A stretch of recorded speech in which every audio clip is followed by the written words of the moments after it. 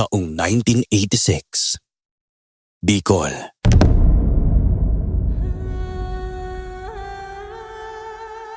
Lumaki ako kasama sina Lolo Carding at Lola Carmen. Sila ang tumayong mga magulang ko. Nang mamatay sa isang trahedya ang mga magulang ko. Simula bata hanggang sa magbinata, mulat na ako sa kahirapan ng aming buhay. Malapit sa dagat ang bahay namin at tanging pangingisda ang ikinabubuhay at umaasa sa biyaya mula sa dagat. Ang mga tao.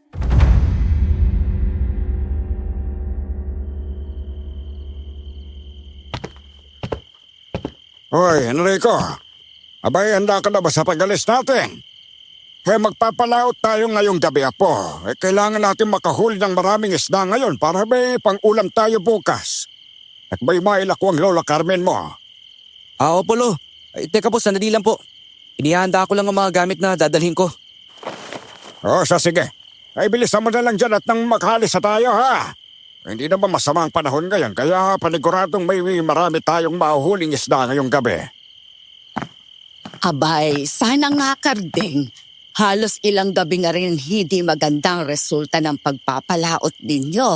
Kakaunti lang ang naiuwi ninyong isda rito. O kaya minsan nga wala talaga. Ikaw talaga, Carmen eh. Hindi naman namin kasalanan kung mailap ngayon ang mga isda sa laot, ano? Pasalamat na lang tayo. Dahil kahit papalo binibiyayaan pa rin kami ng dagat kahit kaunti. Baya lang nga namang utusan namin ang isda na magpahuli sa amin ni Enrico, hindi ba? Kung pwede lang ba sana matagal ko nang ginawa yun. Lolo Carding talaga mapipiko na naman yan si Lola Carmen sa inyo Yang hilig talaga ninyong barahin si Lola ng mga pabiro ninyong tirada. Ewan ko nga riyan sa lolo mo, Enrico. Ang mabuti pa, pagsabihan mo siya, Apo. Ipagtanggol mo naman ang lola mo. Ay dahil sa lahat ng nabingwit na isda ng lolo mo, ako yata ang pinakakakaiba, ano? Totoo naman talaga yan Kayong dalawa talaga, Lo. Lao, para pa rin kayong binata at dalaga kung magkulitan kayo Hindi naman binabase sa edad yon, Apo. Ganun lang talaga kapag mahal ninyo ang isa't isa. Hindi batayan ang pagiging dalaga, binata o matanda sa paglalambing. Tama ang lola mo, Apo. Kaya ikaw, kapag nag-asawa ka na piliin mo ang babaeng masasamahan ka hanggang sa pumuti ang buhok mo. Yung tipong sa hirap at ginhawa, palagi pa rin kayong magkasama. Opo, Lolo Carding, Lola Carmen. Tatandaan ko po yung mga sinasabi po ninyo. Mabuti. Ano po? Abay, tapos ka na bang ihanda ang mga gamit mo? Tagal mo Opo, Lo. Umalis na tayo. Mauna na kami, Carmen, ha? Mag-iingat ka rito sa bahay. Kayo rin, Carding, Enrico. Sige po, La. Alis na po kami. Nagpunta na kami ni Lolo sa dalampasigan at kaagad na nagpalaot gamit ang sarili naming bangka. Walang pagbabadya ng sama ng panahon ng gabing yon. Kaya kampante kami ni Lolo na magiging maayos ang pagpapalaot naming dalawa. Sa loob ng halos ilang taon naming pangingisda, wala pa kaming naging karanasan ni Lolo sa laot. Nang makarating na kami roon, nagsimula kaagad kaming mangisda. Naghintay rin kami ng halos kalahating oras bago kami magkaroon ng unang huli namin. Hindi kami tumigil noon at muli naming inihagis ang aming lambat sa dagat. Nasa kalagitnaan kami ng paghihintay nang biglang nagkaroon ng pagkulog at panakanakang kidlat sa kalangitan. Pansin din namin lumalakas ang alon noon, kaya nababahala kami ni Lolo. Ay, nako, mukhang hindi maganda ito Abay, mukhang biglang sumama ang panahon Naku, kung kailan dito tayo sa laot, Apo Naku, oo nga po, Lo. kanina pag alis natin sa bahay, wala naman pong senyalis na masama ang panahon eh. Nako po. Mukhang kailangan na natin umalis dito sa laot, Apo. Nako, mabuti pa umuwi na lang tayo, ha? Bago pa tayo tuloy ang abutan ng ulan at ang malakas na alon dito. At saka, may nahuli na rin naman tayo mga isda, kaya sapat na siguro yon para may maiulam tayo. At ang iba naman maila ko ng lola mo. Opo, sige Polo. Kayo po ang bahala. O siya, tulungan mo akong magsaguan para makalis na tayo rito. O ito. Sige Polo. Teka, sandali, Apo. Naririnig mo rin ba ang ingay na yan? Oo, Polo eh. Ay, grabe ang ganda po ng boses na humihimig. Parang nangaakit na hindi ko pa maintindihan. Teka, nakakaramdam po ako ng antok at gusto kong umidlip, Car. Sandali. Nako, tama ka po. Maging ako'y ganoon din ang nararamdaman ko mukhang may mali sa lugar na ito. Ewan ko lang, Polo ah. Teka lang. Ano kaya ang bagay na yun na nagliliwanag sa tubig na nasa bahaging ilo? Ha? Sandali.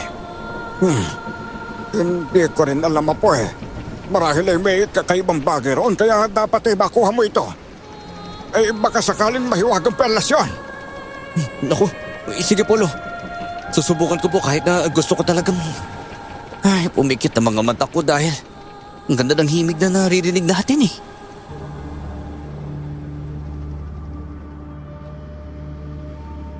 Akmang tatalon na sana ako sa tubig para sisiring yon. Pero biglang lumubog ang bangka namin ni Lolo na parang may humatak nito pailalim sa tubig. Pareho naman kaming nagulat at napasigaw. Nang nasa tubig na kami, hinanap namin ang bangka. Nang makita naming nakataob ito, mabilis kaming lumangoy ni Lolo patungo roon para makasampa sa ibabaw niyon. Sa hindi ko inaasahan, nang medyo malapit na ako roon, may kung anong nilalang ang humawak sa mga paa ko at hinatak ako patungo sa malalim na parte ng dagat. Nagpumiglas ako at nang magawa kong makaalis sa kung anumang nilalang na iyon, nakita ko ang nagliliwanag na bagay. Kaya sinisid ko ito. Nang mahawakan ko iyon, sinugod ako ng 2 nilalang. Kaya nakipaglaban ako sa kanila. Mas nagliwanag pa ang bagay na iyon. Kaya nagsipulasan ang kung anumang mga nilalang papasugod pa sa akin. Mabilis din akong umahon noon. Henrico, Apo! Ano ba nangyayari sa'yo, ha? May nilalang po na humatak sa akin patungo sa ilalim ng tubig, Loy. Naku, mabuti na lang po. Napiglas ako sa kanya kaya nakuha ko rin tong nagliliwanag na bagay na nakita ko kanina eh. Grabe po niyan po pala, Tulo. Naku, ayos ka lang ba? Nasaktan ka ng mga nilalang na yun, ha? Naku, sa kabutihang palad po, ayos lang naman po ako, Lo. Hindi po nila ako nagawang saktan. Dahil nagsipulasan po sila ng magliwanag itong pudyal na hawak ko eh. Naku, mabuti naman kung ganon. Halika na rito at lumapit ka na sa akin. Sige po, Lo. Sandali lang po. Lalangoy po ako patungo dyan sa inyo. Sige po. Ingatan mo yung pudyal na nakuha mo, ha? Opo, Lo, sige po. At saka... Henrico! Hindi pa man ako nakalapit noon kay Lolo, may bigla na namang humatak sa akin pabalik sa ilalim ng tubig. Sinubukan kong magpumiglas at makipaglaban sa nilalang na nakikita ko roon. Pero mabilis ang mga kilos niya. Napansin kong bahagya siyang umiiwas sa nagliliwanag na punyal na hawak ko.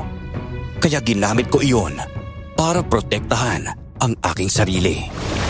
Halos tumagal din ako ng ilang minuto sa ilalim. Lolo. Ang sakit ng ulot katawan ko. Nako! Mabuti naman at kising ka na po. Sobra na pag-alala lang nararamdaman namin ng Lola Carmen mo dahil sa nangyari sa atin sa laot. Magdahan-dahan ka lang sa pagbangon mo, Apo. hindi pa magandang kalagayan mo ayon kay Tandang Maning. Kaya hindi mo pa pwedeng pilitin ang sarili mo. Naku, wag po kayong mag-alala sa akin, La. Makakaya ko naman pong bumangon kahit papano eh. Ay, oo nga po pala, Lo. Ano po palang nangyari sa akin? Sa pagkakatanda ko po naghiwalay tayo nang nasa laot pa po tayo, Lo. Ako tama ka dyan, Apo. Nagkahiwalay nga tayong dalawa.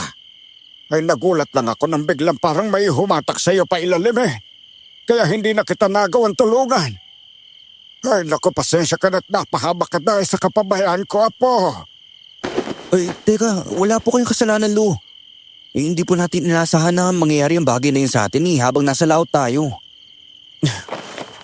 Basta po ang mahalaga. Magkakasama na po tayo rito ngayon. Teka, siya nga po pala. Paano niyo po pala ako naiuwi rito sa bahay, Lo? Wala na rin po kasi ako maalala matapos kong mawalan ng mali. Hindi ko rin alam kung paano ka nakarating sa dalampasigan, Apo eh. Halos inabot din kami ng isang araw sa paghanap sa'yo. Hanggang sa nakita na lang kitang nakahantusay sa dalampasigan. Malapit sa malaking bato roon.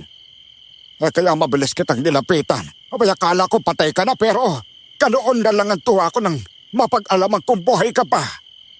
Kaagad kitang dinala rito sa bahay. Grabe. Hindi ko rin po alam kung paano ko nakaligtas, Lo eh. Pero kahit na ganun, nagpapasalamat pa rin ako dahil nakita niyo ako. At naiuwi ako rito sa bahay natin. Teka, Lo. Nasaan na pa yung nagliliwanag na punyal na nakuha ko sa dagat? Ayan. Inilagay ko sa ilalim ng unan mo, Enrico. Ginawad ko na rin ng kaluban yan. Nakapagtataka nga dahil nang makita ko yung hawak mo habang nakahandusay ka hindi na nagliliwanag ang punyal na yon. Gayon ang nangyari rito habang nasa laot tayo Nagliliwanag na punyal? Ngayon ko lang yata narinig ang tungkol sa bagay na yan. Oo, Carmen. Abay nakita yun ni Enrico. Kaya kukunin sana niya sakto namang lumubog ang bangka namin. Nasisisid naman yun ang apo mo. At nakuha pero may mga nilalang na kumalaban sa kanya sa ilalim ng tubig. Bago mangyari yun sa amin nakarinig pa kami ng isang tinig na humihimig Mukhang kakaiba ang bagay na yon kung ganon. Hindi kaya ikapahamak pa natin yon dahil nakuha mo ito, Apo. Baka balikan tayo ng mga nilalang na nakalaban mo. Hindi pa naman po siguro, La. Paniguradong hindi naman po nila ako nakilala. Kapag hindi po nila nakita sa akin ang punyal na ito, hindi po nila malalaman na ako ang kumuha. Pero teka, ano po bang mga nilalang yun, Lo? Napansin ko kasing parang sirena sila. At mabilis ang mga kilos nila. Marahil, sila rin ang may kagagawan ng naririnig natin doon bago nangyari ang lahat, no, Lo? Naku, marahil ay tama ka nga po. Kung hindi ako nagkakamali sa iniisip ko ngayon magindara ang mga nilalang na naengkwentro natin sa laot. Sila ang mga kilalang aswang sa dagat. Abay siguro nga sila ang dahilan kung bakit nandoon ang punyal na nakita mo. Kaya nabitawan nila o kaya natakot sila. Lalo na't nagliliwanag ito na mag-oras na yun.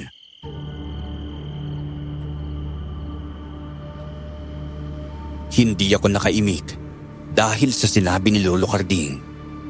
Maging si Lola Carmen ay wala ring nasabi. Pero bakas sa mukha niya ang pangamba. Hindi naman ako makapaniwala noon dahil sa ilang taon kong nangingisda ay noon pa lamang kami nakaengkwentro ni Lolo ng mga magindara. Napagpasyahan namin ni Lolo at Lola na wag nang pag-usapan pa ang tungkol sa nangyari. Nagpahinga na lang din ako noon. Halos ilang araw ring hindi ako nakasama sa pagpapalaot. Simula naman nang mapasakabay ko ang nagliliwanag na punyal. Kapag sumapit ang gabi, pakiramdam ko ay may kakaiba sa paligid namin. Hanggang isang gabi nga noon, hindi na ako nakatiis pa. Nang maramdaman kong parang may umaaligid sa bahay namin, nagpasya akong lumabas. Dala ang punyal na noon ay may kaunting liwanag na lumulusot dahil nasa kaluban ito. maging ang gintong hawakan nito ay nagiging matingkad.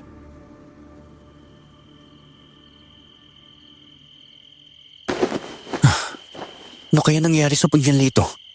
Marahil tama nga ang kutob kong may umaligid sa bahay namin. Kailangan ko maganda gayong baka may bigla umatake sa akin dito. Enrico, apo, anong ginagawa mo rito sa labas ng bahay natin? Akala ko nakauwi na ang lolo mo dahil nakarinig ako ng mga pagyabag. Ikaw lang pala ang may gawa nun, apo. Oo pala. Nagmamatsyag lang po ako sa paligid natin la.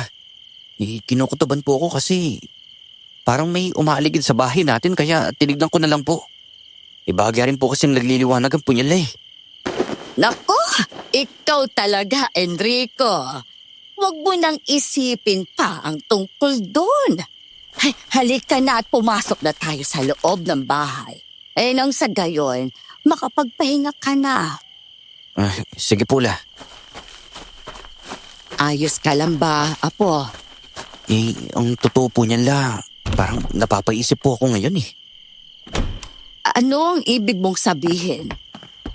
Kasi halos ilang gabi ko na rin po talagang nararamdaman na may kakaiba sa paligid natin. Yung tipong may nagmamasid po sa bawat galaw natin. Pero sa tuwing tinitigil ko naman po, wala naman ako nakikita sa labas ng bahay natin. Kanina po, nagtataka ako kung bakit nagliliwanag at nagiging matingkad ang gintong hawakan ng punyal. Hindi kaya may mga aswang sa paligid natin Iniisip ko na baka gusto nilang kunin ang bagay nito sa akin Kaya minamatsagan nila tayo. Ewan ko lang, apo ha. Mukhang hindi rin naman imposible na mangyari ang sinasabi mo. Kakaiba nga ang punyal na yan, kaya marahil maraming nilalang ang makaka-interes sa bagay na yan. Pero habang wala pang nangyayari at hindi pa natin napatutunayan na tamang iniisip mo, mas mabuti pang iwaksin na lang natin sa isipan natin ang tungkol doon. Ikaw lang rin ang magbibigay ng alalahanin sa sarili mo, apo, kapag ipinagpatuloy mo ang pag-iisip ng ganon. Ingatan mo na lang ang punyal na yan. Marahil, malaking may tutulong niyan sa iyo sa hinaharap. Ikinababahala ko lang na baka may kaakibat na responsibilidad ang pagkakaroon mo ng punyal na yan, apo. Pero sabi nga ng lolo Karding mo, pagkakatiwalaan ka namin at hayaang mangyari ang mga bagay na nakatakdang maganap sa buhay mo. Natin. Naku, wag na po kayong mabahala la.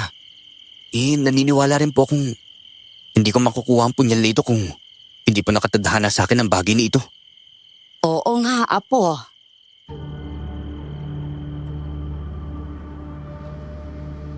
Matapos ang naging usapan namin ni Lola, nagpasya na kaming matulog. Nang mga sumunod na gabi, walang nagbabago sa mga nararamdaman ko sa paligid namin.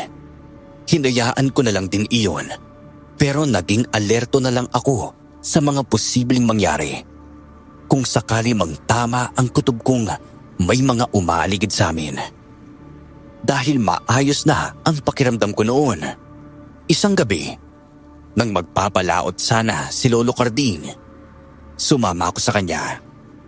Ayaw naman noon ni Lolo, kaya kinausap ko siya at pinilit.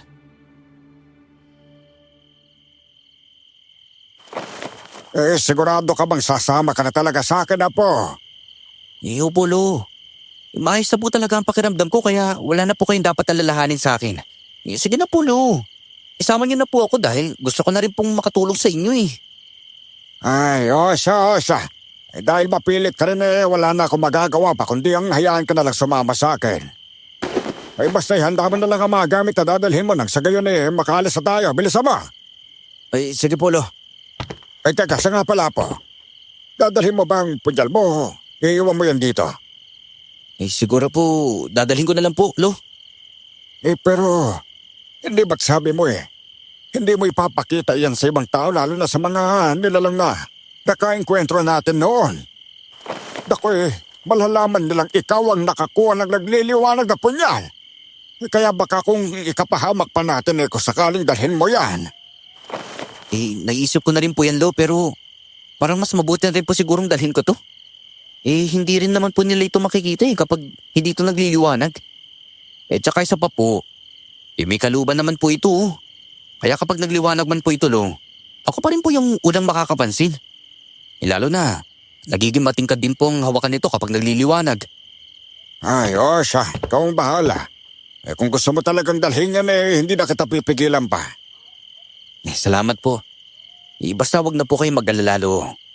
Isa pa po naisip kong magagamit ko rin po itong punyal na to sakaling may hindi inaasang mangyari.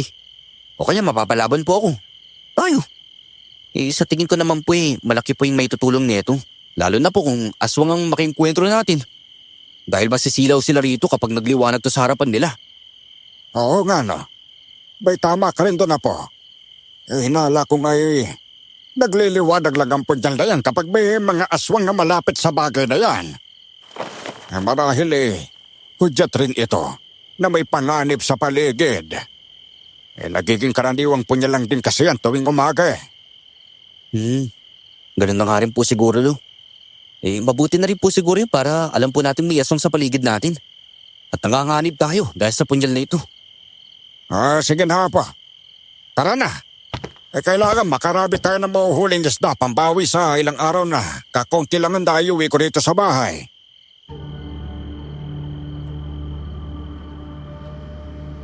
Tumangulang noon ako kay Lolo bilang tugon. Dahil natutulog na si Lola Carmen, hindi na kami nakapagpaalam pa sa kanya. Pagkalabas namin ni Lolo sa bahay namin, kakaiba ang bigat ng pakiramdam ko noon. Hindi ko alam kung bakit, pero ipinagsawalang bahala ko na lang muna. Maglalakad na sana kami ni Lolo paalis ng bahay namin para pumunta sa dalampasigan nang may maulinigan kaming ingay sa paligid namin. Napahinto kaming dalawa at nagkatitigan dahil hindi kami pwedeng magkamali sa mabibilis na mga pagyabag na narinig namin. Alam naming hindi lang isa ang may gawa niyon, kung hindi marami. Kaya nabahala kami ni Lolo. Napatingin din ako sa punyal na nasa tagiliran ko at napansin kong nagiging matingkad na naman ang hawakan niyon at bahagyang may lumulusot na liwanag. Kaya alam kong may panganib ng mga sandaling yon. Hindi ako pwede magkamali na mga aswang ang may gawa ng mga pagyabag na yan, Lo. Tignan niyo ang punyal, Lo. Dahil nagiging matingkad ang hawakan nito. Naku, tama ka nga, Apo. Mukhang pinaliligiran tayo ngayon ng mga aswang. Kung ganoon, simula nang mapunta sa akin ang punyal na ito, hindi nga ako nagkamali ng nararamdaman kong may naging kakaiba sa paligid natin, Lo. Marahil noon pa man, minamatyagan na talaga nila ako. Tayo, Lo. Posible nga sinasabi mong yan, Apo. Ay kaya pala minsan kapag naglalakad ako papunta sa dalampasigan, ramdam kong may mga matang nakabasid sa akin at may kung anong sumusunod sa likuran ko. Ay kapag naman nagpapalingalinga ako, ay wala naman ako nakikita. Hindi ko akalaing may nakabantay nga pala talaga sa akin. Kung hindi po ako nagkakamali, pakay po nilang punyal na ito. Pwes, nagkakamali sila kung inaakala nilang ibibigay ko ito sa kanila. Okay, makukuha nila ito sa akin. Basta wag mong hayaang mapunta sa kanila punyal na yan, Apo. Paniguradong may ibang balak sila sa bagay na yan.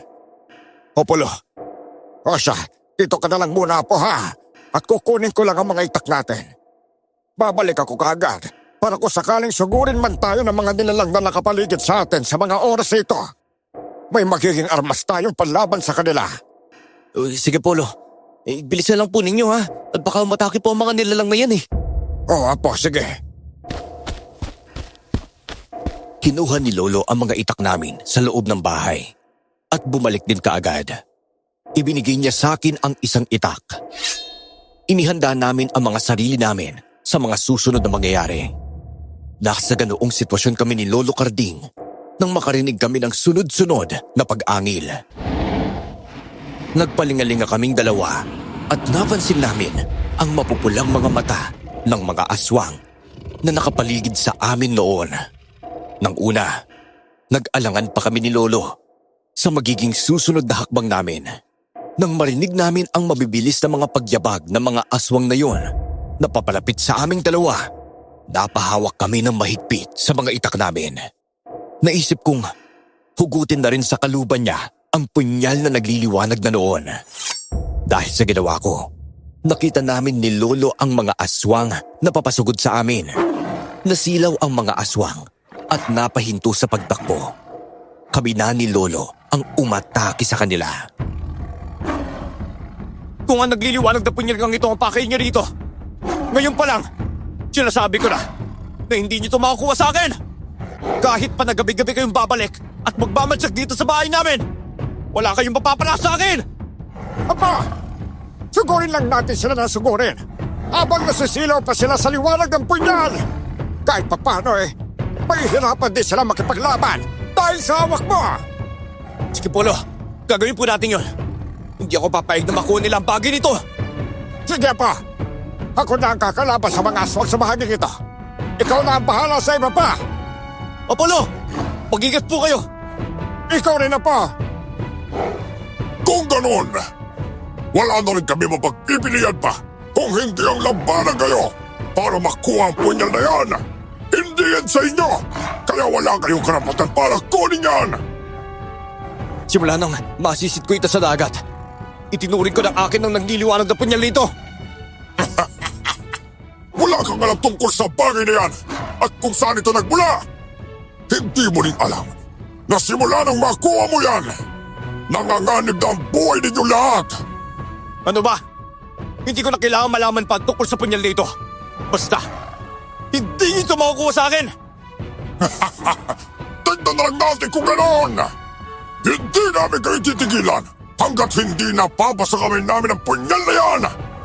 Utos yun ng aming pinuno. Kaya kahit ano mangyari, gagawin namin ang lahat para makuha at maibalik yan kung saan nararapat ang bagay na yan. Mga kasama, gaya ng sabi ni Pinunong Isaac, kapag nalaban sila, huwag nang bubuhayin pa! Apa, wala nang atrasan ito. Simulado ng laban sa mga nilalang ito. Kaya lumaban na lang din tayo. Apollo! Inihanda na namin ni Lolo ang mga sarili namin dahil mabilis kaming sinugod ng mga aswang na yon. Kahit nasisilaw sila sa punyal na hawak ko, wala silang naging pakialam.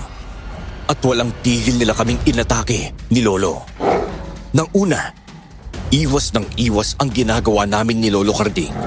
Pero nang lumaon, hindi na rin kami nagpatalo sa kanila.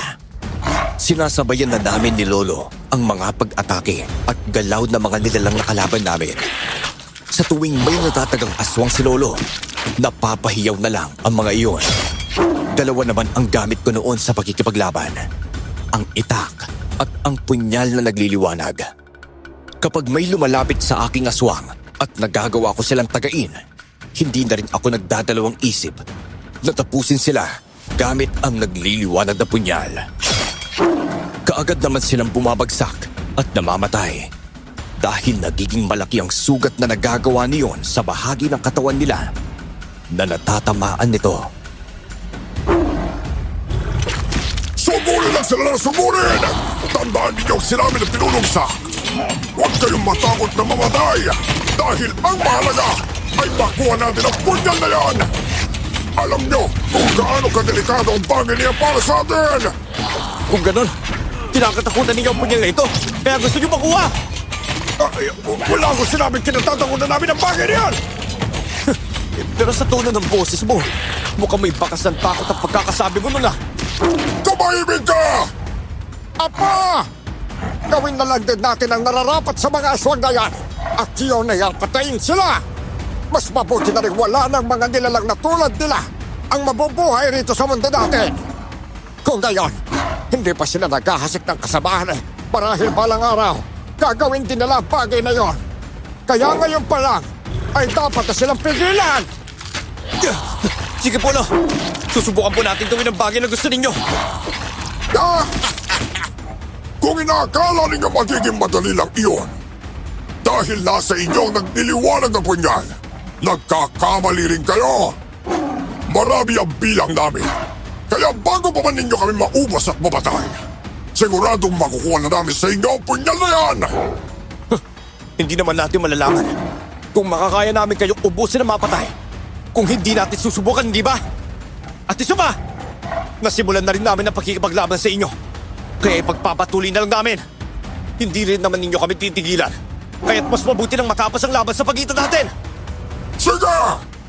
Kung gusto nyo na matukong laban, ibibigay namin sa inyo yun! Kayong lahat, sabay-sabay silang atakin! Walang aatras! Hanggat hindi napapatay ang dalawang yan! Ganoon din tayo, Apo. Hindi na rin natin sila atrasan ngayon! O Palo! Dahil sabay-sabay na sumugod ang mga aswang sa amin, wala na kaming nagawa ni Lolo. Kung hindi ang salubungin sila. Mas nagliwanag naman noon ang punyal na hawak ko, kaya lumakas ang loob ko. Hindi ako nakaramdam ng kahit na anong takot noon dahil nag-iinit ang hawak ng punyal na yon. Dahilan para gumaan ang aking katawan. Nagulat na lang din ako nang nag-ibayo ang liksi ko at nagagawa kong makipagsabayan sa mabibilis na pagkilos ng mga aswang na kalaban ko. Napapatingin pa ako kay Lolo Carding dahil naririnig kong napapahiyaw ng malakas ang mga aswang na nagagawa niyang paslangin. Hindi na rin ako nagdalawang isip noon at sinimulan ko ang pag-atake sa mga aswang. Pinagtataga ko ang bawat nilalang na lalapit sa akin. Kasabay ng pagtaga ay ang pagtarak ng nagliliwanag na punyal sa kanilang likuran. O kaya ay liig. Dahilan para mamatay sila. No! Tapusin na po natin sila! Mukhang may balak po ang iba sa kanila na tumakas. Kapag hindi natin sila pinaslang ngayon, makakatakbo pa sila at makakapunta sa iba nilang mga kasamaan. Sige, Apo! Mga walang kwenta! Huwag kayong matakot sa binatang yan! Tayo ang dapat nilang katakutan! At hindi tayo ang dapat na matakot sa kanila! Mukhang hindi yata sumasang-ayon sa iyo ang mga kasamahan mo. Tignan mo sila! Dahil nag-aalangan sila na sumugod pa! Huwag kang magpakampante, binata! Kayong lahat! Tandaan niyo ang sinabi ni Pinunong Isaac! Walang uuwi sa kuta natin nang hindi na lang nagliliwanag ng punyal! Galit na galit ang ating pinuno dahil sa naging kapalpakan ng mga nilalang ngayon. Kaya huwag na nating dagdagan pa! Ano ba? Huwag mo nang pilitin ang mga kasamahan mong ayaw na lumaban. Eh bakit hindi na lang ikaw ang lumaban sa akin ngayong gabi? Kaya sabi mo nga naman, walang kwenta ang mga kasamahan mo. Huwag mo nga akong diktahan, binata! Masyado pang maaga para maglaban tayong dalawa. Kapag naubos iyo paslangin ang mga kasamahan ko, marahil sa pagkakataong iyon, ay ako na mismo makikipaglaban sa inyo! Duda na ako na gagawin mo yon. Kitang-kita ang takot sa mga mata mo eh. Tumigil ka! Hindi ako takot sa'yo! Kayong lahat! Sumugod na kayo kung ayaw ninyong ako! O kaya'y si Pinunong Isaac pa mismo ang babantay sa inyo! Apo! Maghanda ka! Susugod ulit sila! O Palo! Muli kaming nakipaglaban ni Lolo Carding sa mga aswang na sumusugod sa amin. Napapatingin ako sa nilalang na nakakausap namin ni Lolo at kitang-kita ang magkahalong galit at takot sa mukha niya. Ipinakita ko naman sa kanya kung paano ko paslangin ang mga kasamahan niya. Bawat aswang na sumusugod sa akin, mabilis kong tinataga sa iba't ibang bahagi ng kanilang katawan. Kapag nagagawa ko silang sugatan, hindi ko na pinapalampas na mapas lang sila gamit ang nagliliwanag na punyal. Nangingisay lang sila kapag tinatarak ko ang punyal sa liig nila. O kaya ay ginigilatan sila sa kanilang lalamunan. Dahil sa pakikipaglaban namin ni Lolo, halos napaslan na namin ang mga aswang na sumusugod sa amin ng gabing iyon. Dahil sa nakikita ng iba nilang mga kasamahan, nagsimulang magsipulasan ang mga nilalang. Maging ang aswang na nakausap namin ni Lolo ay wala na ring nagawa kung hindi ang tumakbo palis doon. Lo, huwag na po natin silang hayaang makatakas pa. Paniguradong magsusumbong sila sa kanilang pinuno. Tama ka, Apo. Halika na! Habulin na natin sila! Baka sakaling matuntun natin sila sa kanilang kuta! Sige po, Lo. Ilalagay ko na po muna sa kaluban niya ang punyal na ito. At baka mabitawan ko habang tumatakbo eh. May mahirap na po. Baka makuha ng mga aswang na yun. Maliwanag naman ang madadaanan natin. Dahil bilog na bilog ang buwan ngayon. Sige, Apo, ikaw ang bahala. Ay, basta ang mahalaga ay mahabol natin ang mga aswang na yon. At mapatay sila, kagaya ng mga kasamahan nila. Opo, Lo. At kapag hindi nila tayo tinigilan, hindi rin po ako titigil na makipaglaban sa kanila hanggat hindi ko sila nauubos at mapatay. Hindi ko man alam kung ano pa ang kayang gawin ng nagliliwanag ng punyal na ito. Pero naniniwala akong malaki ang may tutulong nito sa atin para puksayin ang mga aswang na yun, Lo. Tama ka sa bagay na yun, Apo. Eh basta, ingatan mo ng mabuti ang punyal na yan. At ang sa gayon hindi makuha ng mga aswang na yon. Paniguradong may dahilan kung bakit napunta sa iyo ang punyal na yan, Apo. Yun din po ang iniisip ko, Lo. Kaya wag po kayong mag-alala dahil gagawin ko ang lahat para protektahan ang punyal, Lo. Sige, Apo. Bilisan na natin ang pagtakbo. Ay, mukhang papunta ang iba sa kanila roon sa dalampasigan. Tara po, Lo. Punta na po natin. Pinilisan namin ni Lolo ang pagtakbo hanggang sa makarating kami sa dalampasigan. Dalawa lang kaming tao roon ng kaming iyon. Hindi man lang namin nakita ang mga aswang na hinahabol namin. Kaya napailing kami ni Lolo. Gayong nakatakas ang mga nilalang na yon sa amin. Nagpalingalinga pa kami para siguraduhin walang aswang doon. At hindi namin inaasahan ang mga susunod na pangyayari. Nakarinig kami noon ng magandang tinig na humihimig. Nakaramdam kami ng kakaiba ni Lolo at nadadala kami sa tinig na iyon. Pero pinipigilan namin ang mga sarili namin na makaramdam ng antok. Biglang umambon at ilang sandali pa, lumakas ang ihip ng hangin maging ang alon.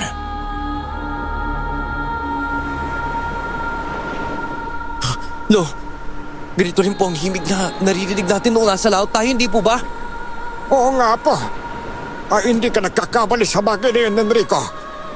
Naku po, mukhang hindi maganda ang sitwasyon natin ngayon. Posibleng nasa paligid lang natin ang mga nilalang na yun.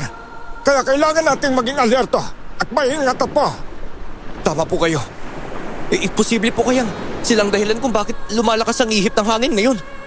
At maging ang maalon. Posible nga yun, Apo. Ay, pakiramdam ko nga hinaantok na rin ako. Dahil sa magandang himig na naririnig natin. Ako rin nga po, Loy. Ano pong gagawin natin ngayon, Lo? Siguradong kapag nagtagal pa tayo rito, baka mapahamak po tayo. Tama ka, Apo. Ang mabuti pa umalis na muna tayo rito, ha? Huwag na muna tayo magpalaot ngayong gabi. Dahil delikado na. At baka maulit na nangyari sa atin noon. Sige po, Lo. Halika na po. Umuwi na po tayo. Matapos din ang naglilaban natin sa mga aswang na yun. Nakaramdam po ako ng pagod ngayon eh. Ay, sige na, Apo. Tara na. Akmang hahakbang na sana kami ni Lolo paalis doon nang mas lumakas pa ang himig na naririnig naming dalawa. Maging ang ihip ng hangin at alon ay ganoon din. Kinutuban ako ng hindi maganda. Lalo na at ilang sandali lang, napaharap kami sa dagat at may napansin kaming dalawang nilalang doon. Hindi ko nagawang tignan noon si Lolo dahil naituon ko ang atensyon ko sa mga nilalang na iyon.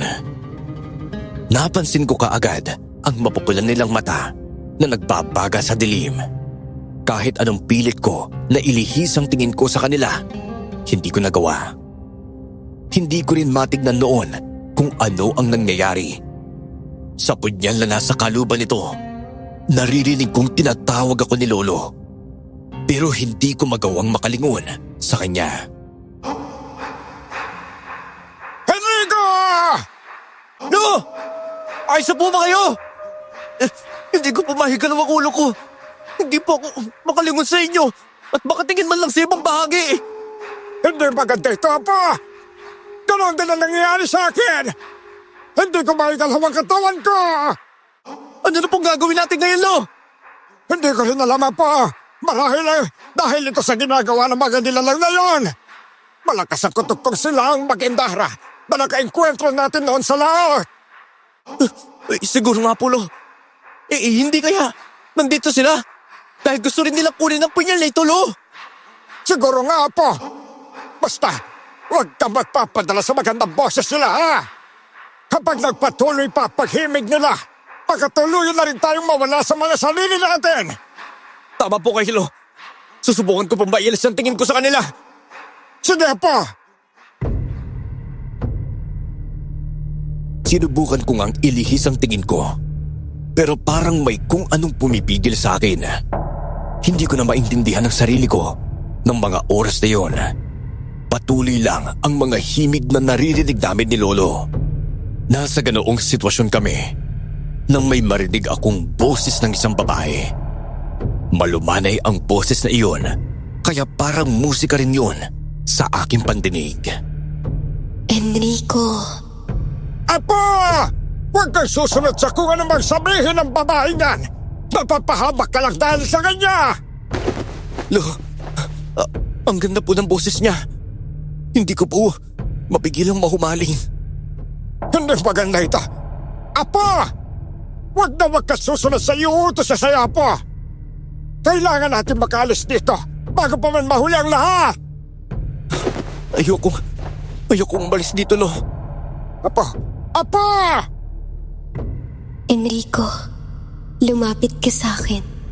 Pangako, hindi kita sasaktan kapag nakalapit ka na sa akin. Enrico! Takpan mo ang tinga mo, Apo. Hindi ka pwedeng lumapit sa mga nilalang na yan. Mapapahamak ka lang, Apo ko. Halika na rito, Enrico. Ako ang pakinggan mo. Kakantahin kita hanggang sa gusto mo. Alam kong gusto mong marinig ang boses ko. Sige. Susundin ko ang gusto mo. Hintayin mo ako dyan. At lalapit ako sa iyo. Yan. Tama nga, Enrico. Makinig ka sa akin. Pareho tayong matutuwa sakaling tuluyan ka nang makalapit sa akin. Sige lang, Enrico. Lumakad ka. Lumakad ka lang patungo rito. Hindi kita gagawan ng masama. Nangangako ako. Hindi! Hindi! Enrico! Hindi ko na alam kung ano ang nangyayari sa akin noon.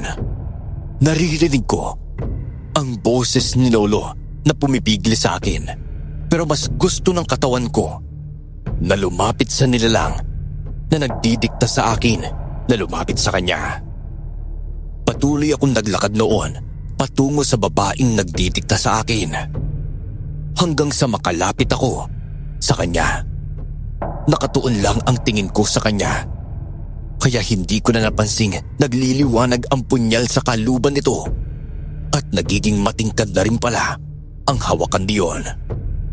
Sinubukan kong kapain ang punyal at nang magawa kong mahawakan ito, naramdaman kong nagiinit ang punyal na iyon. Hindi ko inalis ang pagkakahawak ko dito hanggang sa narinig kong nagwika ang nilalang na noon ay kalahating dipa na lang ang layo sa akin. Tumigil din noon ang himig na naririnig ko, kaya unti-unti akong bumabalik sa sarili ko. Alam naming ikaw ang nakakuha ng nagliliwanag na punyal. Ibigay mo na sa akin ang punyal na yan, Enrico. Walang mangyayaring masama sa inyo ng lolo at lola mo kapag binalik mo sa amin ang punyal na nasa iyo. Huwag kang makinig sa kanya, Enrico! Layuan mo siya, po! Teka, sandali. Anong ibig sabihin nito? Hindi ko ibibigay sa inyo yung punyal na ito. Kung nagawa man ninyong kontrolin ako dahil sa magandang boses nyo, pues, ngayong wala na ito. Hindi na uubra sa akin ang kung ano mang iutos mo! Hindi! Huwag ka lumayo sa akin! Ibigay mo sa akin ang punyal na yan! Alona, hindi maganda ito. Mukhang nandito na rin sina Pinunong Isaac. Hindi pwede ito. Kailangan na nating umalis dito, anak, bago pa man nila tayo mahuli. Papa! Huwag kami mga aswang na paparating dito. Kailangan nating umalis at umuwi na sa bahay. Baka kung ano mangyari sa lola mo, lalo na't mag-isa lang siya roon. Sige, Polo! Tatakbo na sana kami nang magsidatingan ang mga aswang. Pinalibutan nila kami, kaya naging alerto kami ni Lolo Carding. Napalingon ako sa dalawang magindara na noon ay hinila ng mga aswang paalis sa tubig. Narinig kong napapasigaw ang dalawang nilalang, pero walang pakialam sa kanila ang mga aswang. Patuloy silang hinihila ng mga ito hanggang sa nakalayo na sila sa tubig. Walang ano-ano, may isang nilalang ang dumating. Nanlaki ang mga mata ko nang mapansin ko ang mabilis na pagkilos niya. Para siyang ahas na gumagapang sa lupa. At nang makarating siya sa harapan ng dalawang magindara, natakot ang mga iyon sa kanya. Pakiusap, Pinunong Isaac! Huwag ninyo kami papatayin ang anak ko. Hindi namin sinasadyang maiwala ang punyal. Bigla rin sumama ang panahon ng gabing ibinigay mo ito sa amin. At nakipagkasundo kami sa inyo. Ipinagkatiwala ko sa inyo ang punyal. Pero piniko niyo ko, Athena, Aloha. Sinabi ko sa inyong dalhin ninyo ang bagay na yun sa pinakailalim na parte ng karagatan at doon nyo ilibing o iwan. Pero anong nangyari? Nakuha pa ng binatang iyon ang nagliliwanag na punyal. Hindi po namin sinasadyang mangyari ang lahat ng iyon, Pinunong Isaac. Nabitawan po namin iyon at naalis ang kaluban nito. Kaya hindi namin magawang lapitan ng aking ina. Nasilaw po kami dahil sa liwanag ng punyal ng mga panahong iyon. Kaya hindi na po namin nakuha at nakita pa ang binatang iyon. Tama po si Alona, Pinunong Isaac. Sinubukan naman naming makuha ang punyal sa binatang yon at nakipaglaban kami sa kanya sa laot. Pero sa hindi inaasahan, may kung anong enerhiya ang bumalot sa kanya. Dahilan para magawa niya makatakas sa amin noon. Tama po ang aking ina, Pinunong Isaac. Kitang-kita naming dalawa kung paanong nagliwanag ang punyal dahil hawak siya ng binatang iyon. Marahil pinili ng punyal ang lalaking iyon kaya rin siya nakaligtas sa amin. Nagulat na lang kami noon dahil nawala ang liwanag sa paligid. Nawala na rin ang binata at hindi na namin siya mahanap pa. Nakikiusap kami sa inyo, Pinunong Isaac. Pakawalan ninyo kami ni Alona at huwag po ninyo kaming papatayin. Pangako, hindi na kami magpapakita sa inyo kapag hinayaan ninyo kaming makaalis ng anak ko ngayon. Apa, matapos sa mga narinig dati sa mga magindara na yon, marahil ngayon ay nasagot na rin ang tanong sa isipan mo. Kung paano ka nga ba nakaligtas sa lahot at sa mga nilalang ngayon? Tama nga po kayo, Lo. Kahit papaano naliwanagan na po ako tungkol sa mga bagay na yun. Pero naawa ko sa dalawang yun kasi posibleng patayin sila ng pinuno ng mga aswang na kalaban natin kanina eh. Basta huwag na natin silang alalahanin, Papo. Ang mas isipin natin ngayon kung paano tayo makakaligtas sa mga aswang na ito. Panigurado kapag nagawa nilang patayin ng mga magindara na yon, bakwe, tayo naman ang isusunod nila. Oo nga po, Lo. Isa ngayon. Hindi ko pa po alam kung paano tayo makakaalis dito. Lalo na pinaliligiran din tayo ng mga alagad ng mga aswang na yon. Pag-isipan natin ang mabuti ang magiging akbag natin na po. Hindi tayo pwede magpadalos-dalos ngayon dahil mas marami ang kalaban natin. Kung ikukumpara sa bilang natin, hindi tayo pwedeng mapahamak at baka kung ano pa mangyari sa atin dito Sige po, Lo. Naintindihan ko naman po ang punto nyo. Nanatili kaming alerto noon ni Lolo Carding sa posibleng pagsugod ng mga aswang sa amin. Nakikinig din kami sa pag-uusap ng pinuno ng mga aswang at ng dalawang magindara. Dahil sa mga naririnig namin sa kanila, napapaisip ako kung gaano kahiwaga ang nagliliwanag na punyal at kung bakit gusto itong dalhin ng mga aswang sa lupa sa pinakailalim na bahagi ng karagatan. Nasa ganoong sitwasyon kami nang biglang napasigaw ang pinuno ng mga aswang. Baka sa boses niya ang matinding galit sa mga aswang sa dagat. Wala akong pakialam kung ano ang dahilan bakit nagawa niyong bitiwan ang nagliliwanag na punyal na pinagkatiwala ko sa inyo.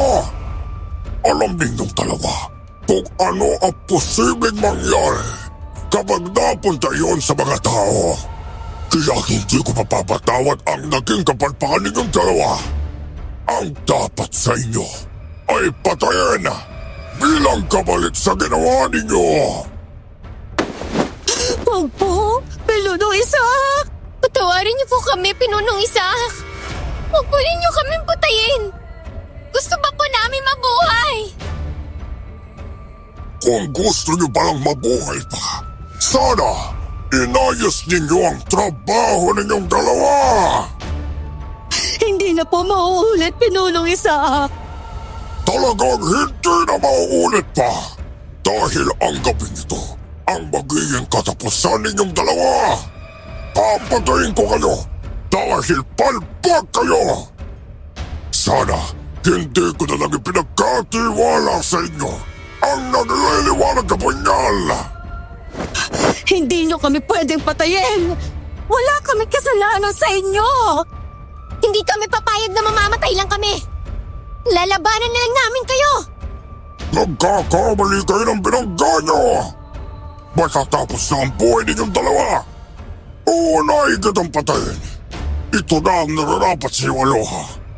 Ang puluputan hanggang sa hindi ka na makahinga pa. Hindi! Alona! Anak! Ang anak ko! Hayop ka! Pinunong Isaac! Tuma kung ang hayop na ako, Adina. Isusunod na kita. Kaya ng anak mo. Pupuluputan kita hanggang sa hindi ka na makahinga pa.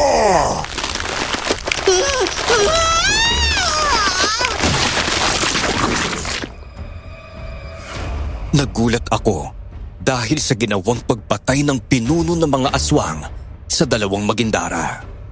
Hindi ako namamalikmata dahil kalahating tao at ahas ang pinuno ng mga aswang na iyon. Gamit ang pang-ilalim na katawan niya, ay nagawa niyang patayin ng walang kahirap-hirap ang dalawang magindara nang paluputan niya ang mga nilalang na iyon. Nang mapaslang na niya ang mag-inang magindara, mabilis siyang lumapit sa direksyon namin.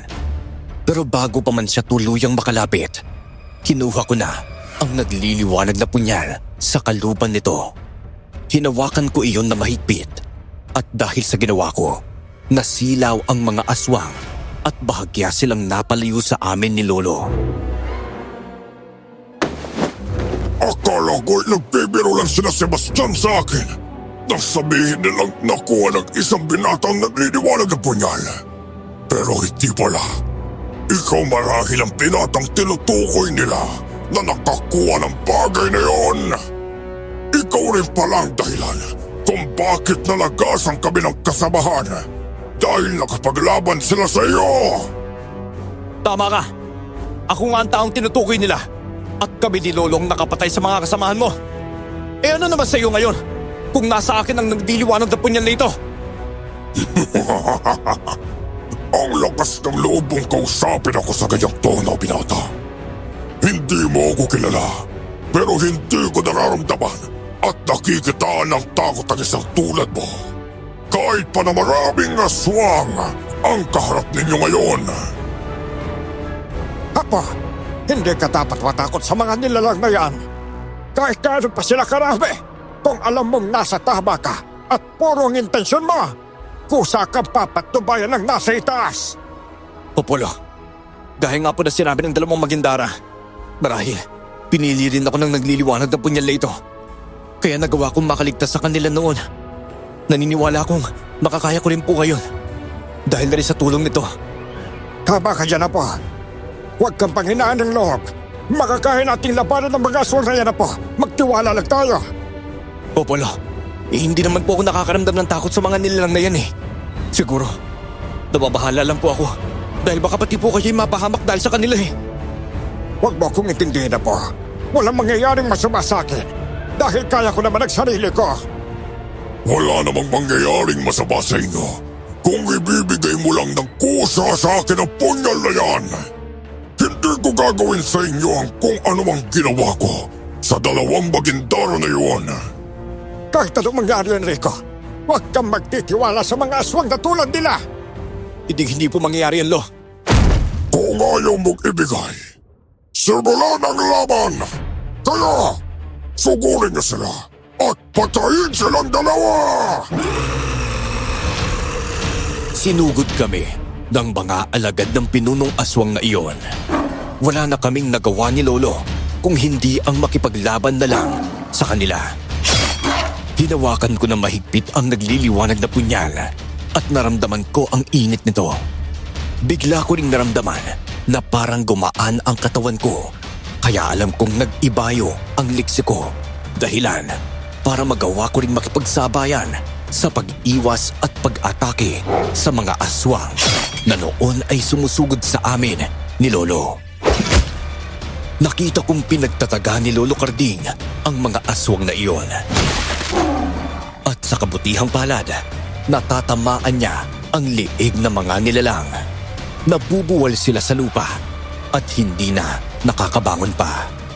Dahil sa ginagawa ni Lolo, ginanahan din akong makipaglaban sa mga aswang. Pinagtataga ko rin at pinupunterya ang kanilang liig ng pagtaga at kasabay ng pagtarak ng punyal.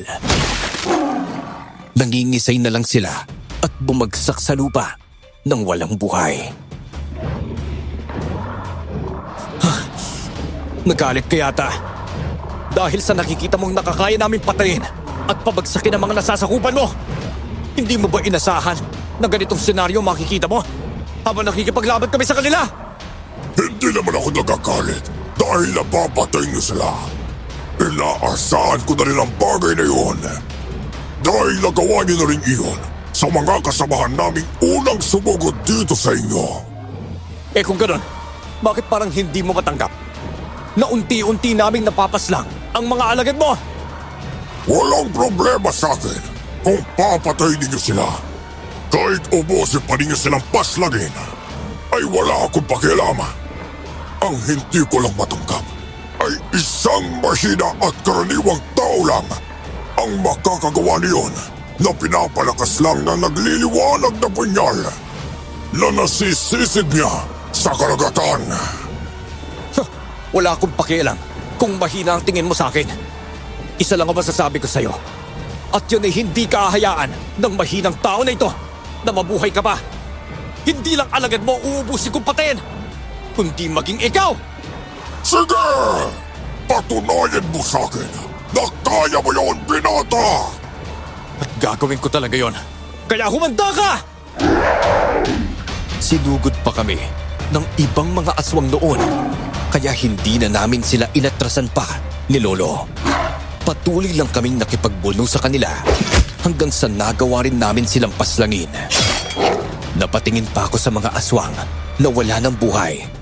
At halos lahat sa kanila ay namatay dahil sa pagtaga namin at pagtarak ko ng nagliliwanag na punyal sa kanilang leeg at dibdib. Hindi namin tinigilan ni Lolo ang pagpatay sa mga aswang na iyon hanggang sa napatigil na lang sa pagsugod ang mga nilalang. Nasa ganoong sitwasyon kami nang makarinig kami ng malakas na pagsigaw na tila humihingi ng tulong. Nagkatitigan kami ni Lolo Carding dahil alam naming parehong boses iyon ni Lola Carmen. Bitiwan niyo ako! Tulungan niyo ako! Naku po, hindi maganda ito. Anong gagawin nila kay Carmen? Hindi ko sila pwedeng hayaan na may gawin silang masama sa asawa ko! No! Huwag kayong magpadalos-dalos! Baka pati kayo mabihag ng mga aso na yan! Pero kailangan ako ng Lola Carmen mo, Enrico! Hindi ko siya pwedeng pabayaan lang doon na po! Kailangan ko siyang iligtas! Sandali lang, Polo! Hindi! Nahuli ng mga aso si Lolo Carding! Naku po! Dalawang na nga sila ni Lola! Ang bihag ng mga nilalang na yun! Mga hayop kayo! Bitawan niyo ako! Pabayaan niyo kami ng asawa ko! Ngayon ay mag-isa ka na lang nalalaban sa amin. Nagawa ng bihagin ng mga alagad ko ang lolo't lola mo. Mga hayop kayo! Mga hayop kayo! Umanda kayo sa akin! Dahil hindi ko kayo mapapatawad kapag may nangyaring masama sa kanilang dalawa! Sebastian, mabuti naman at nagawa kong mabihag ang lola ng binatang ito. Swerte na lang din dahil pati ang lolo niya na tumutulong sa kanya sa pakikipaglaban ay nabihag na rin. Huwag ninyong pakawalan ng dalawang yan hanggat hindi natin nakukuha ang bagay natin sa binatang ito. Magagamit natin ang dalawang matandang yan. Sige po, Pinunong Isaac.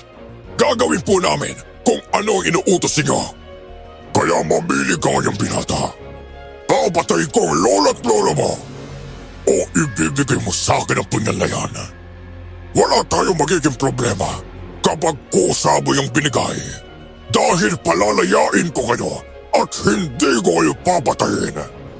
Hindi ako naniniwala sa mga nilalang na katulad mo.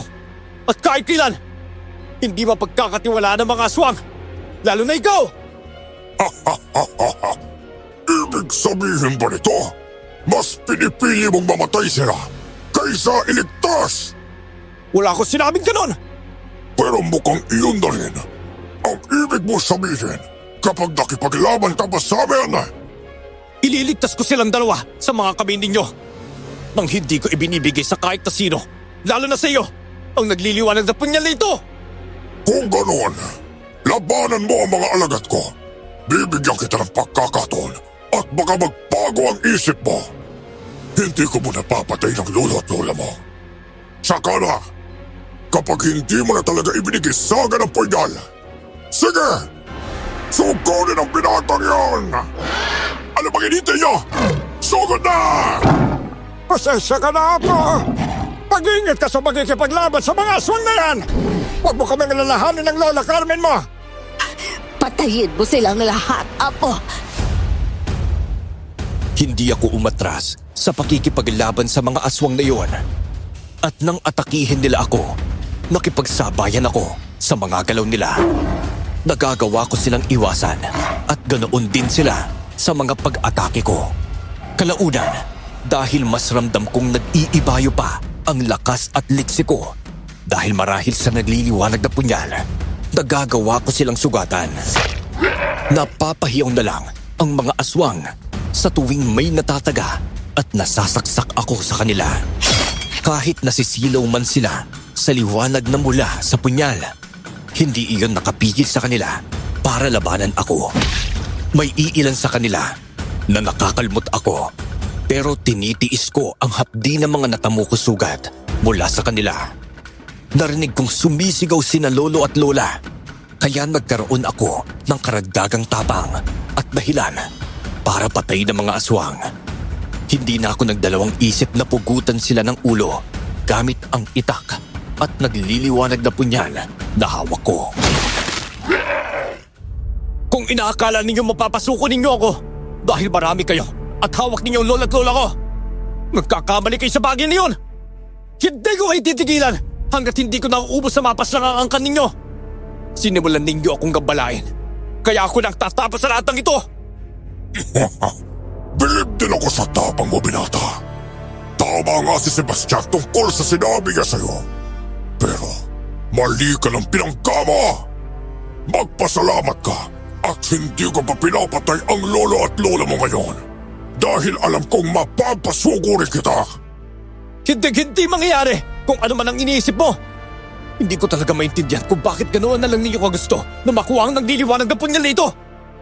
Marahil, gagamitin niyo ito sa kasamaan! Hindi ba? Mali ka sa iniisip mo! Hindi na namin kailangan ng punyal na yan para magpalaganap ng kasamaan sa lugar na ito.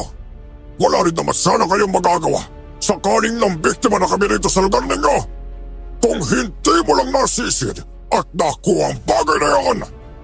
Eh kung hindi nyo gagamitin sa kasamaan ng punyal na ito, anong binabalak ninyo? Ang ilayo lang yan sa amin.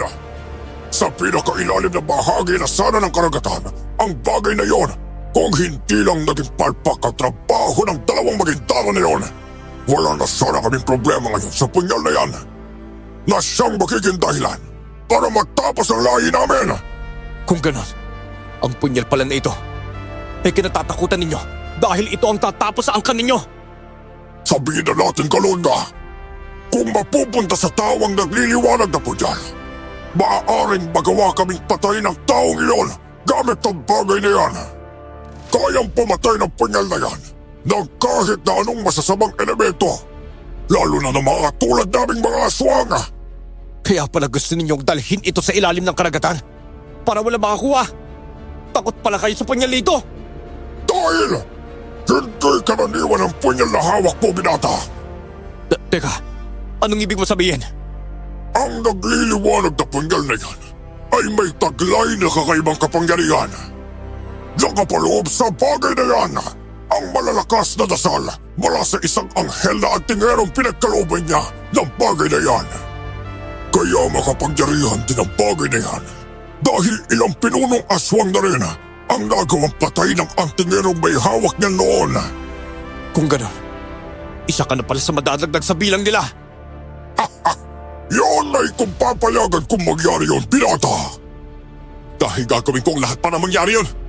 Teka, bago ko makalimutan, ano naman ang kinalaman ng magindaran na yun sa inyo? At bakit ang dali ng para sa inyo na patayin sila? Wala akong pakialam sa kanila. Ginamit lang naman namin sila para mailayo ang punyal na yan dito sa lupa. Pero pagkakataon na rin marahil ang hubad lang. Dahil nung gabing makuha nila yan sa amin, ay ang gabing nasisid mo rin. Walang puwang sa mundong ito ang mga palpak na tulad nila. Kaya dapat lang silang mamatay. Ang sama mong hayop ka! Tama ka! Masama ako, lalo na kapag nagagalit. Kaya ngayon, bibigyan kita ng pagkakataon na pumili. Ibibigay mo ang punyal o papatayin ko ang lolo at lola mo! Makikipaglaban ako sa'yo. Yun ang pinipili ko. Kaya umanda kayo! Lalo na, pagkamandagan nila lang na yan! Mukhang alam ng lolo mo ang tungkol sa mga katulad ko, binata. Hindi ka ba natatakot na siya mismo ay nagbibigay ng babala na mag-iingat ka sa akin? Kagaya nga ng sinabi ko, wala akong kinatatakutan dahil nasa akin ang nagliliwanag na punyan. Baka ikaw pa nga natatakot sa akin ngayon. Ang ginagawa nila sa dalawang matanda, mas pinili ko pa rin makipaglaban sa mga aswang. Dahil sa galit, sinugod ko ang mga nilalang at walang pagdadalawang isip na pinagtataga. Tinatarak ko ang punyal sa dibdib nila hanggang sa kanilang tiyan. Apa! Huwag mo kaming isipin ng lola mo. Kung mamatay man kami, hayaan mo kaming dalawa lang. Ang mahalaga maging ligtas ka. Kaya huwag mong ibibigay ang nagliliwanag na punyal sa kanila. Tama ang lolo karding mo, Enrico. Alam mong kapag nakuha nila yan sa'yo, pati ikaw mapapahamak at papatayin pa rin nila tayo. Mas mabuti nang nasa'yo ang nagliliwanag na punyal para madawa mo silang labanan. Huwag mo na kaming alalahanin na po. Ayos lang kami ng Lola Carmen mo. Oh, makipaglaban ka lang po. Kaya mo yan. Tumahimik kayong dalawa! Dahil mas masasaktan lang kayo sa akin! Aray ka! Tama na! Tama na! Huwag din niyo saktan ang lola at lola ko! Nakikiusap ako sa inyo! Tigilan mo na muna, Sebastian! Ngayon, alam mo na kung ano ang gagawin mo, binata. Bibigyan kita ng huling pagkakataon na pumili kung lalaban ka at papatayin nila ang lolo at lola mo o ibibigay mo sa akin ang nagliliwanag na punyal at magiging ligtas kayo. Pagpasyan mo ng maigi, binata. Sige, nakapagpasya na ako. Napansin ko ang malapad na ngiti ng pinunong aswang dahil sa sinabi ko. Marahil, alam niyang ibibigay ko na sa kanya ang nagliliwanag na punyal kapalit ni na lolo at lola. Pinag-isipan kong mabuti ang pasya kong iyon at buo ang loob kong gawin ang bagay na nararapat kong gawin para mailigtas sina lolo at lola, maging ang aking sarili. Ibig bang sabihin nito ay ibibigay mo na sa amin ang nagliliwanag na punyal? Tama ka sa iniisip mo. Pero bago ko gawin yon, sisiguraduhin ko lang ang kaligtasan ng lolo at lola ko. Anong ibig mo sabihin? Gusto ko, pakawalan muna ninyo ang lolo at lola ko bago ko ibigay sa inyo ang nagliliwanag na punyal.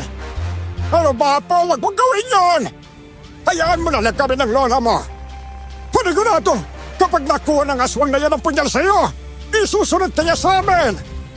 Siguro naman ay hindi mo gagawin ang bagay na yun, no? Pakawalan na ninyo ang lolo at lola ko.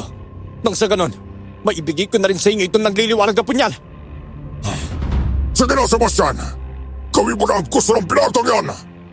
Hayaan ninyong makalapit sila ng gusto sa akin bago ko ihagis ang punyal. Sigurado po ba kayo sa bagay na ito, Pinunong Isaac? Oo, Sebastian. Sundin mo lang ang sinasabi ko.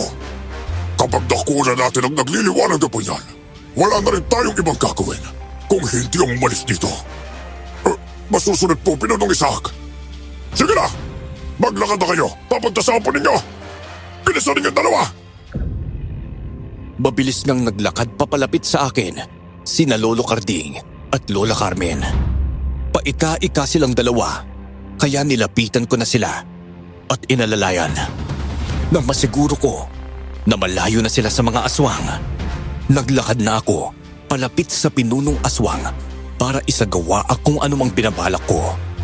Nang makalapit ako sa kanya, inakala niyang iaabot ko sa kanya ang nagliliwanag na punyal. Pero iba ang ginawa ko. Buong lakas ko itong itinarak sa kalahati ng katawan niya. Hindi niya inasahan ang gagawin kong iyon, kaya napahiyaw siya. Natamaan ako ng buntot niya nang magpumiglas siya. Dahilan para tumilapon din ako. Nabuwal ako sa lupa, pero tiniis ko ang pananakit ng katawan ko.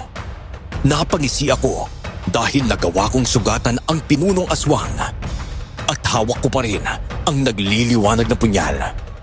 Nagsiangilan noon ang mga aswang at galit na galit ang kanilang pinuno. Ayos kang pinata! Isang kang traitor! Kaya ang dapat sa mga tulad mo ay pinapatay! Hindi ko nakasalanan kung nahulog ka sa patibong ko. Hindi ako tanga para ibigay sa inyo ang nagliliwanag na punyal na ito. Handa akong makipaglaban sa inyong lahat. At alam mo yun, sa simula pa lang. Hindi ko mapapatawad ang ginawa mo sa akin! Dahil doon, papatay namin kayo lahat! Humanda ka! Sa ikakamto ko sa inyong tatlo! No! Kunin na po ang itak na ito. Baka sakaling sugurin kayo ng mga aswang. At may armas po kayo. Kayo na rin po ang bahala kay Lola. Dahil tatapusin ko ng labanan sa mga nilalang na yun, no? Sige pa, pag-iingat ka, Enrico, ha? Nilakasan ko ang loob ko noon. At nang magsimula ng sumugod ang mga aswang sa akin, hindi na ako nag-alangan pang patayin silang lahat. Seryoso akong nakipaglaban sa kanila at hinayaan sina Lolo at Lola na labanan ang ibang mga aswang na umaatake sa kanila. Hinarap ko na noon si Sebastian at si Pinunong Isaac. Hindi ako nakaramdam ng kahit anong takot dahil pakiramdam kong poprotektahan ako ng punyal sa labanang iyon. Mas nagliwanag ang bagay na iyon kaya alam kong sang-ayon ito sa hangarin kong paslangin ang mga aswang. Nang sugurin ako ni Sebastian, nakipaglaban ako sa kanya. Nang una, nagagawa niya pang iwasan ang mga pag-atake ko. Pero dahil mas nag-ibayo ang lakas at liksi ko, kalaunan ay nagagawa ko siyang tamaan. Itatarak ko na sana sa dibdib niya ang punyal, pero nagawa niyang pigilan ang kamay ko. Dahil sa ginawa mo, hindi na kayo mabubuhay pa ng lolo't lola mo! Hindi ko hayang mangyaring mapaslang ninyo kami! Kayong hindi ko napubuhayin dahil wala kayong kwenta sa mundong ito! Para kayong mga insekto sa mga pananim na kailangan puksain! Huwag mo kaming itulad sa bagay na yon! Dahil mas katakot-takot kami! Hindi ikaw ang makakapatay sa amin! Alam natin kung makakaya kong gawin yun o hindi. Itataya ko ang buhay ko. Magawa ko lang na ubusin ang angkan ninyo! Tapusin mo na ang binata yan, Sebastian! Hindi na siya dapat pinabuhay pa. Kapag nakabawi ako ng lakas dahil sa ginawa niyang pagsaksak sa akin ng nagliliwanag na punyal, tuturugin ko siya ng pinabina! Sige po, Pinulong Isaac. Ako na po muna ang bahala sa binatang to. Siguraduhin mong pahihirapan mo ang binatang yan. Hindi katanggap-tanggap ang ginawa niya sa akin. Aba, Pinulong Isaac, kumanta ka dahil magiging katapusan mo na ang gabing ito. Tignan natin kung sinong nakatakdang matatapos ngayong gabi. Sige na! Sugod! Naglaban kami ni Sebastian. Todo iwas kami sa pag-atake ng isa't isa. Walang gustong magpatalo sa aming dalawa. Napatingin naman ako kina lolo at lola. At ganoon na lang din ang tuwa ko dahil nagawa nilang patayin ang iba pang mga aswang. Ang pinunong aswang na lang at si Sebastian ang natitira noon. Kaya mas nadagdagan ang pagnanais kong tapusin na silang dalawa. Nang atakihin ako ni Sebastian, sinubukan kong hulihin ang braso niya. Napagtagumpayan ko iyon, kaya mabilis ko siyang ibinalibag. Buong lakas ko siyang sinakyan at sinakal siya. Kaya kahit anong piglas niya, hindi niya magawang makaalis sa akin. Namangha ako noon dahil pakiramdam ko ay may kasama ako. Habang nakikipaglaban dahil ramdam kong mas nagiging malakas pa ako. Napapaubo na siya dahil sa pagkakasakal.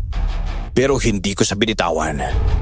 Hindi ko inaksaya ang pagkakataon at itinarak ko ng ilang beses sa dibdib niya ang nagliliwanag na punyal. Sige na, binata. Tuluyan mo na ako. Bago ko pa man magawang makalis sa sitwasyon ko ito. Huwag kang mag-alala! Dahil yun talaga gagawin ko! Magpaalam ka na sa pinuno mo dahil tatapusin ko na ang buhay mo! Mamamatay pa rin ako. Nakipaglaban. Kaya ayos din sa akin iyon. Damhin mo ang unti-unti kong paggilit sa lalamunan mo hanggang sa tuluyan ka na mawalan ng buhay! Paalam. Ngayon, ikaw ang kahuli-huli ang natitira sa angkan mo. Hindi na rin kita pubuhay pa, kagaya ng mga kasamaan mo. Kumanda ka! Dahil sa gabing ito, mamamatay ka rin sa mga kamay ko! Sige! Huwag na nating patagalin pang laban. Bilisan na lang natin nang sa gayon ay malaman kung sino ang magwawagi sa pagitan nating dalawa! Mabilis akong sinugod ng pinunong aswang, kaya hindi na ako nagdalawang isip na salubungin siya. Sinubukan ko siyang labanan, kahit pa na alam kong mahihirapan din ako sa kanya. Nagawa niya akong paluputan noon ng buntot niya at iniangat ako sa lupa. Napapahiyaw ako dahil pakiramdam ko ay madudurog ang mga buto ko dahil mas sumihigpit ang pagkakapalupot ng buntot niya sa akin. Tiniis ko iyon at sinubukan kong itarak ang punyal sa nakapalupot sa akin. Napahiyaw siya kaya ilang beses kong ginawa iyon. Naririnig kong napapasigaw si na Lola pero ipinagsawalang bahala ko na muna. Ganoon na lang din ang gulat ko dahil natatanaw ko ang iba naming kanayon na papalapit sa kinaroroonan namin. Hindi ko na pinalampas ang pagkakataon na ibaon sa dibdib ng bulaw-bulaw ang nagliliwanag na punyal nang mapalingon ito sa mga taong paparating. Ibinaon ko ito ng husto hanggang sa bumagsak ang aswang. Bitawan mo ako, binata! Kailangan ko makaalis dito! Hindi mo na magagawa pa ang bagay na yon dahil tatapusin na rin kita! Ang sabi mo, bilisan lang natin ang laban. Kaya sinunod ko lang ang sinabi mo. Huwag kang mag-alala. Hindi naman ganun kasakit ang gagawin ko sa'yo. Anong pinabalak mo? Hindi mo dapat kami ng bagay na yan! Pag-iusap, hayaan mo ako makaalis dito! Pangako, hindi na ako magkukulo pa! Alam mo naman na hindi ko pwedeng gawin yon. Hindi na kita pakakawalan pa. Heto sa'yo! Itatarak ko nagliliwanag sa punyal mula sa tiyan mo hanggang sa pinakatulong bahagi ng buntot mo. Damhin mo na lang ang sakit na gagawin ko sa'yo! Hindi! Ang sakit! Tigilan mo na ang ginagawa mo yung pag-iusap! Patayin mo na siya pa! O Polo, ngayon nagawa ko na sugatan siya hanggang sa buntot niya. Hindi na siya makakatakas pa! Pakawala mo na lang ako! Nakikiusap ako sa'yo! Wala na akong pakialam kung mamatay ka. Yun din naman ang gusto kong mangyari. Tatapusin na lang kita ngayon na mismo. Itatara ko ng liliwanag na punyalito sa libdib mo. Tapos ka na!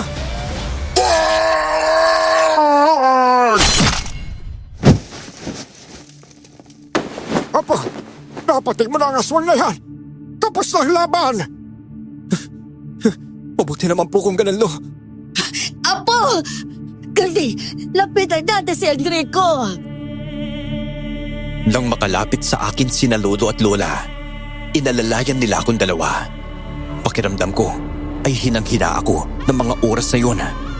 Nawala naman ang pagliliwanag ng punyal dahil wala nang natitirang aswang noon. Naghiyawan naman ang mga kanayon namin na nakakita kung paano ko patayin ang pinunong aswang. Dahil mahina kaming tatlo, nina Lolo at Lola noon, humingi na kami ng tulong sa kanila. Sumang-ayon naman silang gumawa ng hukay at doon susunugin ang bangkay ng mga aswang. Ginawa nga nila iyon at nang maging maayos ang lahat, nagpasya na kaming umuwi sa bahay namin. Ginamot ni Lolo ang sugat ko at ganoon din sila ni Lola sa mga sugat na natamo nila. Nagpahinga na rin kami pagkatapos at dahil sa sobrang pagod, nakatulog kaagad ako. Kinaumagahan, nang magising kami, kalat nasa nayon namin ang nangyaring pakikipaglaban ko sa mga aswang at maging ang kwentong nagawa kong patayin ang isang bulaw-bulaw.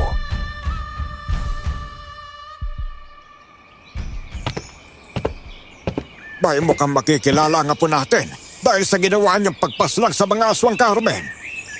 Tama ka, Karding. Hindi pa rin ako makapaniwalang napatay ng apo natin ang aswang na yun. Hindi pa inaasahang makikita ng mga kanayo natin.